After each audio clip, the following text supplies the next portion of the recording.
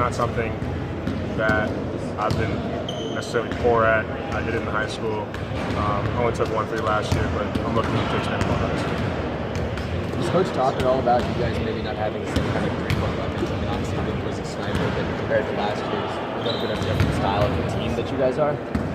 We talked about the possibility of us being a unique team, not necessarily lacking in three-point shooting. We have guys who can shoot, and I think we'll have more people on the court who can shoot at the same time.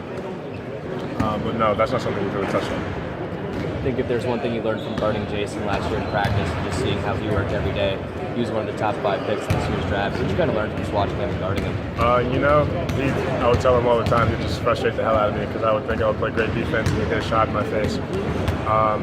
But with him, it was just it taught me so much defensively, not to gamble, not to cheat. And sometimes, guys are going to hit shots. But it was awesome just practicing against him every day because at this point I feel like, all right, if I can guard him on occasion, there's no one really I can't guard. When Grayson's not providing leadership, is that kind of your role and Antonio's role? Yeah, Grayson's always providing leadership, but our job is just to sort of lighten that burden because we've been through this before. And like I said, with so many new guys, the guys who have been here kind of have to step up, even though we're only sophomores and juniors. We've been through the culture, and it's kind of our time to pass it down. What does that involve besides like getting to practice on time and working hard, like off the court stuff too? Yeah, off the court stuff. Just sort of being a Duke basketball player,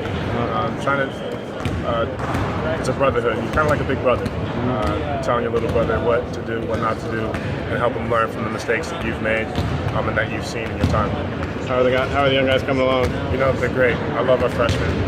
They're super talented and hard workers. I think we're going to be really good. Are you saying that because there's 8 of them and only 2 of you? No, I wouldn't sugarcoat it.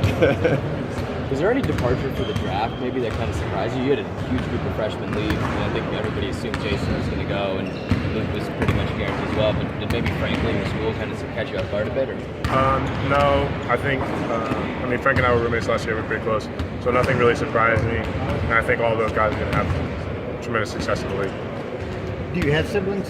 I do. I have 3 younger brothers. Oh, okay. So the big brother thing comes pretty naturally. So you talk about big brother, little brother, you know what you're talking about. Yes, sir. Yeah. How'd you end up today?